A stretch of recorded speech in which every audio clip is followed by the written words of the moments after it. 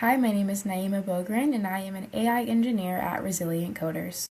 During the AI Fellowship, we worked on a multilingual AI document assistant. The app allows users to upload documents, translate them, get a summary, run safety analysis, ask questions, and even use text-to-speech to be read out loud.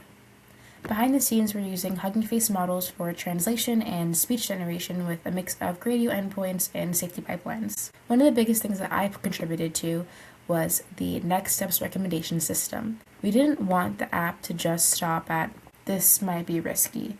We wanted it to actually guide users on what they should do next. So I worked on mapping different risk categories and safety signals into structured recommendations and action paths for the users. For example, depending on the type of document, the severity, and the confidence level, the system can surface different next steps, resource recommendations, and escalation guidance. On the implementation side, I built out reusable recommendation templates and the logic layer that selects which actions to show. The main goal was consistency, making sure users get recommendations that are structured, explainable, and actually useful instead of just plain, unpredictable AI-generated paragraphs. I also worked on how these recommendations are being presented in the UI, so the information feels clean and actionable without overwhelming the user.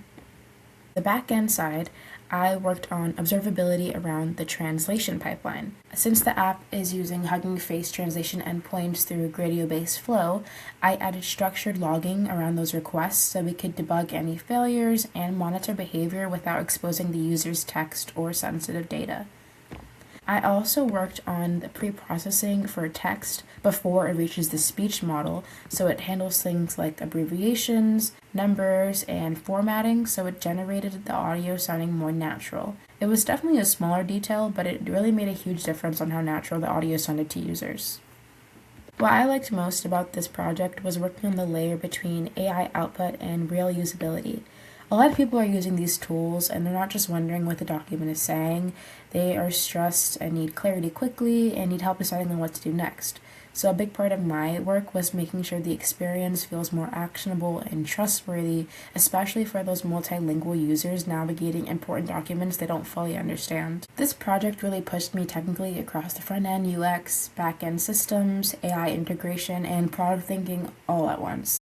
It really confirmed that the kind of engineering work I enjoy most is building AI systems that are not just functional, but genuinely useful for people. That's the kind of work I want to keep doing. Thank you for watching, and I hope you enjoyed.